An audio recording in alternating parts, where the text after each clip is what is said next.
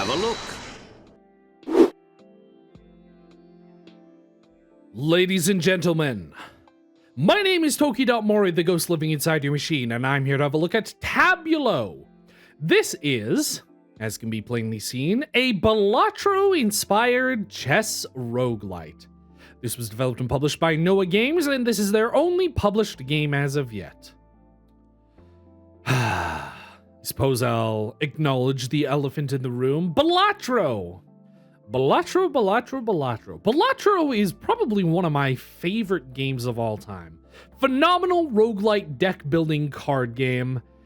After its release, we saw a slew of not just deck building card games, but roguelites in general, taking a lot of inspiration from very Balatro specific mechanics. It's kind of similar to Slay the Spire in that vein, where after Slay the Spire, we saw a lot of roguelite deck building card games that were focused on the same style of combat. Previously, a lot of card games wanted you to do creature-based combat, but in regards to Slay the Spire specifically, it's a game where all of your cards are attacks for your character that you play as.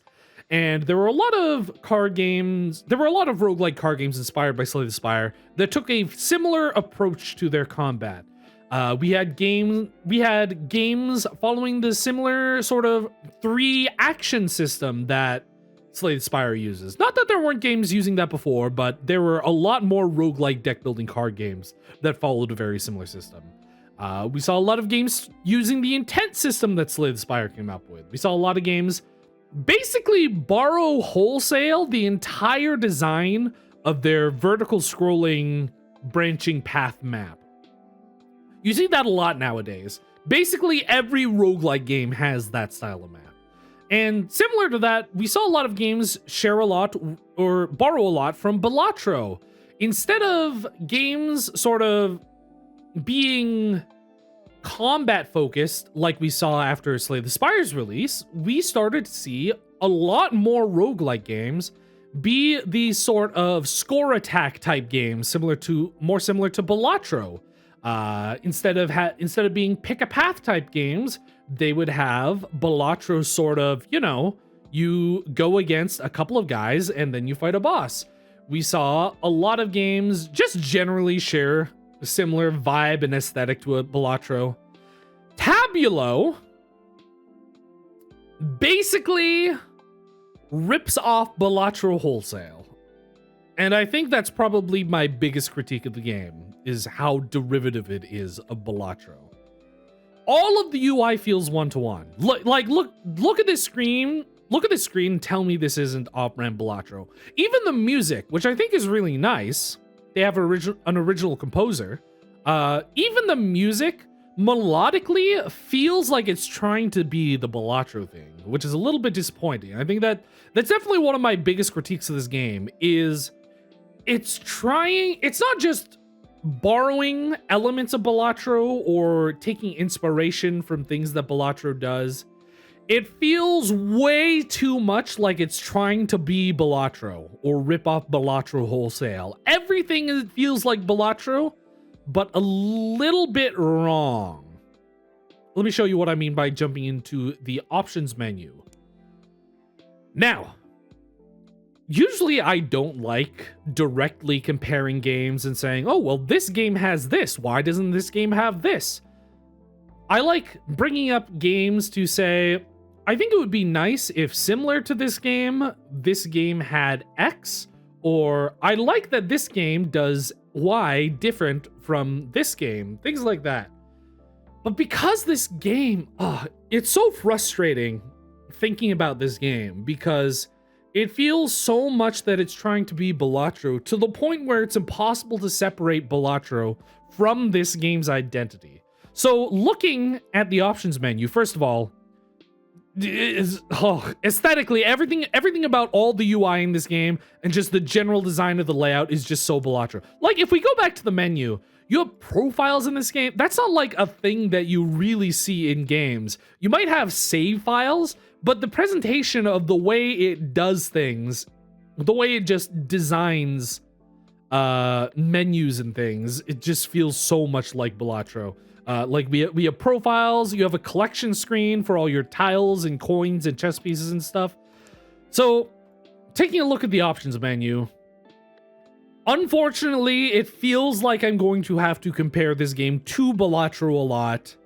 And that really is one of my biggest critiques of this game, which is really a shame, because I think as we go into the game, you'll see why I think this game is actually really cool.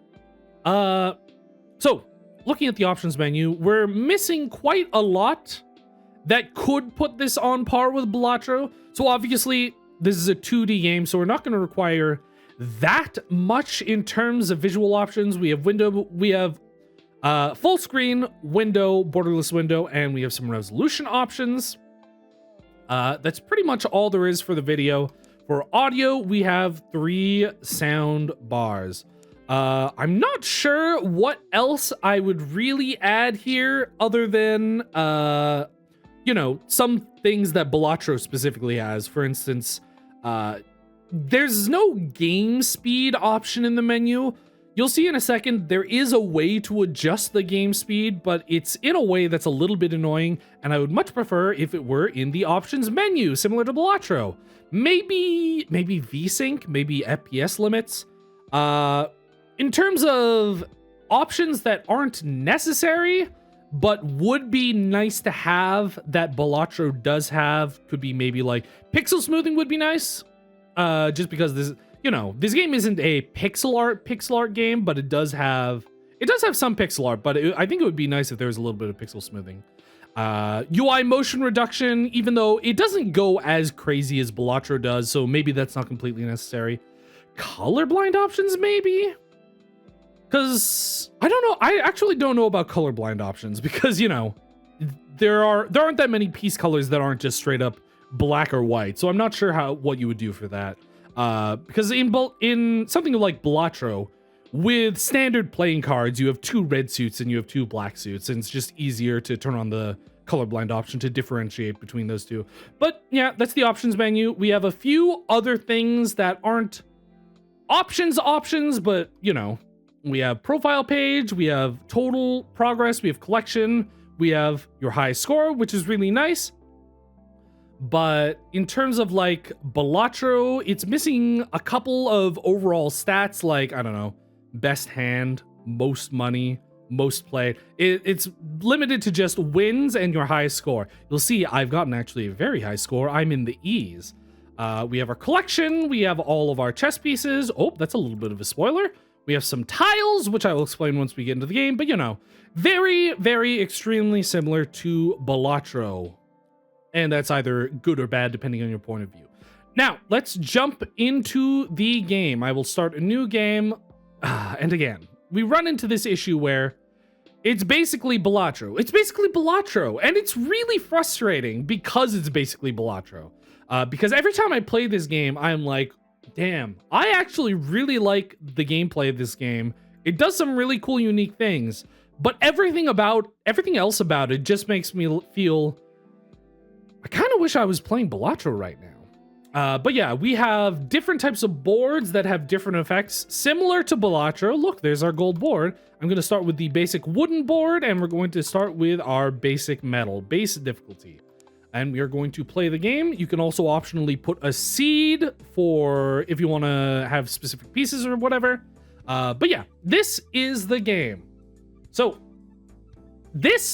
what I think this game's strengths are is that despite being clearly inspired by Balatro and sharing a lot of very clear design decisions and mechanics, the actual specifics of the gameplay, I think they do a few very unique and interesting things. So first of all, unlike Balatro and more similar to other roguelike games, we actually get a few choices, which you'll see in a second. So in order to start our first match, we click on this guy. We are in the style of a tournament bracket. So we're going to click our first opponent in the quarterfinal.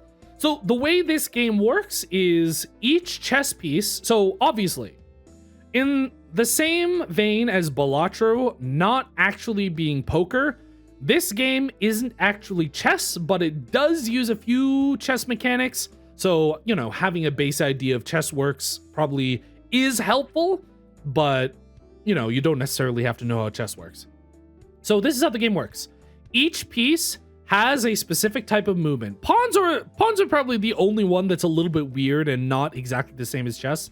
But a black pawn will score pieces in its corner. So you see these green spaces? These are spaces that the piece can score. So both of my pawns score diagonal spaces. So if I place them here, they will both score each other.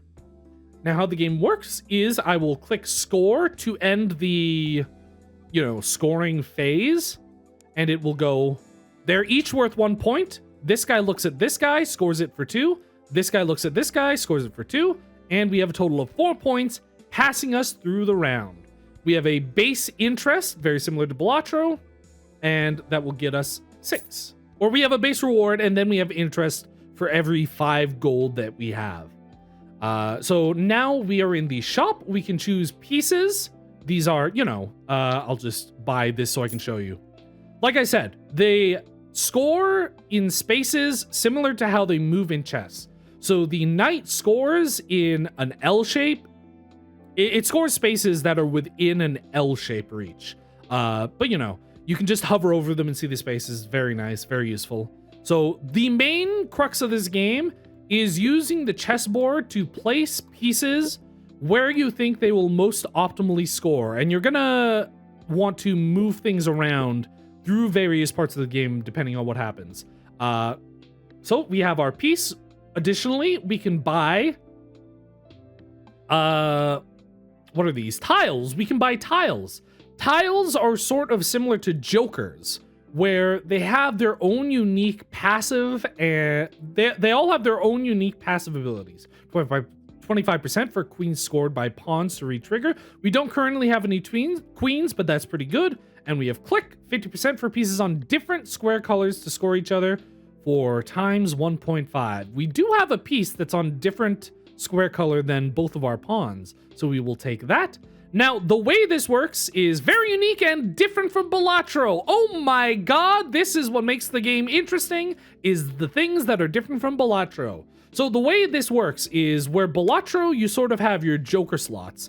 In this game, our little top bracket here, they're not tile slots. It's sort of a bag. It's not, these aren't on our board, and I believe they don't actually activate if they're in our bag. But you have 3 spaces in here for different kinds of tiles. And in order to use your tiles, you have to have them on the board. They take up space on the board. So as you get more and more tiles, you're sort of having to move them around and rearrange them and sort of fit them with all your pieces in order to not block off spaces and have your pieces in their most optimal placement.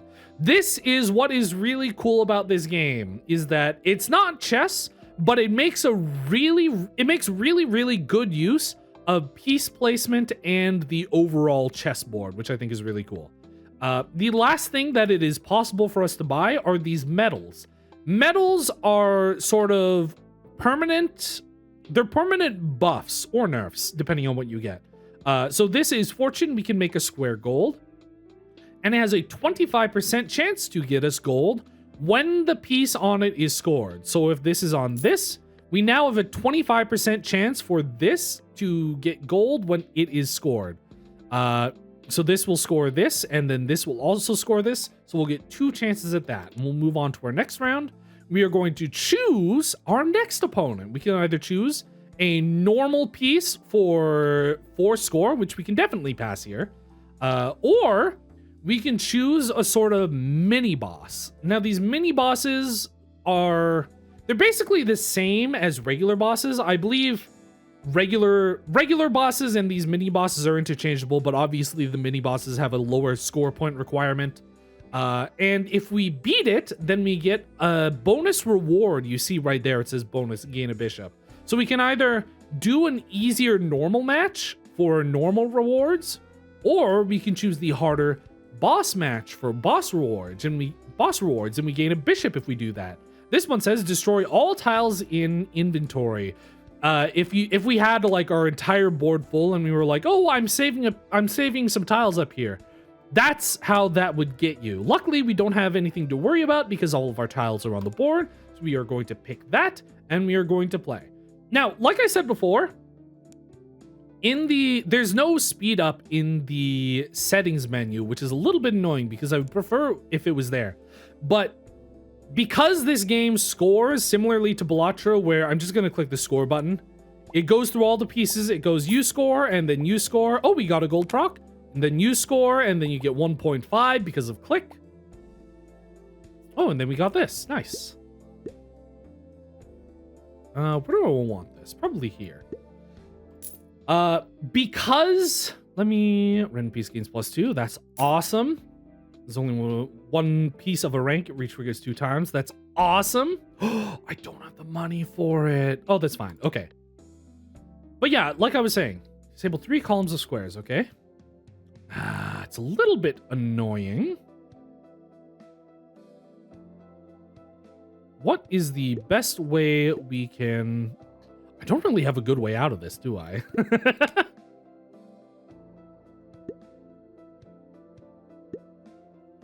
Let me see. No, that's pretty bad. It's not super great, but I think we can manage. Okay, but yeah, like I said, because this scores in the same way that Balatro does, where it goes through each piece and each tile to check what its effect is going to be, there is a speed up button and then there is a skip button. If we hit score, you can click the speed up button and you can click it multiple times to speed it up more. It gets really annoying. I would much prefer if it was just in the menu. There's also the skip button, which skips everything, which arguably can be nice, but I just find myself always hitting the skip button just because having to press the speed up button multiple times gets really annoying really quickly. We're going to continue. We're going to go gain extra $1 in interest. That's nice. And we are set. Okay. Yeah. So let's go into our next round and we do it all over again. Honestly, that's basically it. Oh yeah, here's another thing I wanted to show you. Shoot. It's the best place to put this. That's probably it. Excellent, excellent, excellent. Whoops.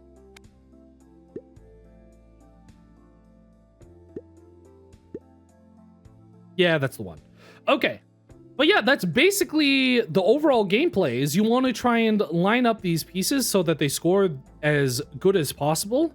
Oh yeah, actually, one small mechanic I forgot to mention is that everything happens from top left to bottom right. So if you see, if I click score, it goes this one, and then this one, and then this one, and then this one, and then this one.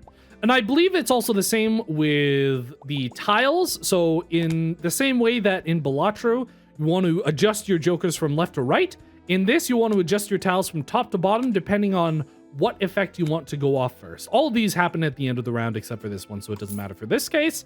But, you know, it does that. Additionally, let's see, make a square amethyst. We can also upgrade a piece. Let's upgrade this. Oh, I'm out of money. I wasn't paying attention.